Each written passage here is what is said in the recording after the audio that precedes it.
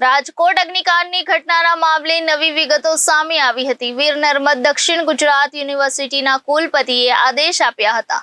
રાજકોટ અગ્નિકાંડની ઘટનાના મામલે નવી વિગતો સામે આવી છે। વીર નર્મદ દક્ષિણ ગુજરાત યુનિવર્સિટીના કુલપતિએ આદેશ આપ્યા હતા।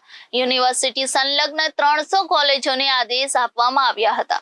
તમામ સંસ્થાઓ પાસેથી તાત્કાલિક ફાયર એનઓસી લેવા આદેશ આપવામાં આવ્યા હતા।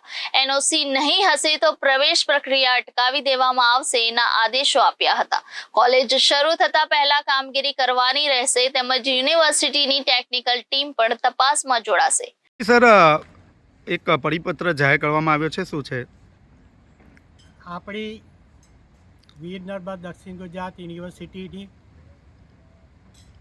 300 જેટલી સંલગ્ન કોલેજોને ફાયર સેફ્ટીની એનઓસીની માહિતી આપવા અંગેની જાણ કરી દેવામાં આવી છે અને સાથે સાથે રાજકોટ અગ્નિકાંડમાં જે મૃતકો છે તેને વીર નર્મદ દક્ષિણ ગુજરાત યુનિવર્સિટી વતી શ્રદ્ધાંજલિ બી આપીએ છીએ અને આ માહિતીને આધારે જે કોલેજો પાસેથી એનઓસી ન હશે તે કોલેજોને પ્રવેશ કાર્યવાહીથી દૂર રાખવામાં આવશે અને તે કોલેજોની બેઠકોને જે કોલેજો પાસે એનઓસી છે તે કોલેજોને વધારાની બેઠકો ફાળવીને પ્રવેશ કાર્યવાહી કરવામાં આવશે। માટે વિદ્યાર્થીઓને કોઈપણ પ્રકારનું નુકસાન જશે નહીં।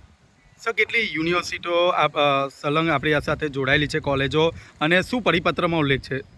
આપણી વીર નર્મદ દક્ષિણ ગુજરાત યુનિવર્સિટી સાથે 300 જેટલી કોલેજો જોડાયેલી છે અને કોલેજોને સ્પષ્ટ જાણ કરવામાં આવી છે કે જો એનઓસી નહીં હશે તો તમારી પ્રવેશ ફાળવણી પણ અટકાવવામાં આવશે અને રાજ્ય સરકારના પરિપત્ર અનુસાર તેમની માન્યતા રદ કરવા અંગેની પણ કાર્યવાહી શરૂ કરવામાં આવશે। સર, કોઈ કોલેજમાં તપાસ કમિટી રચના કરી છે?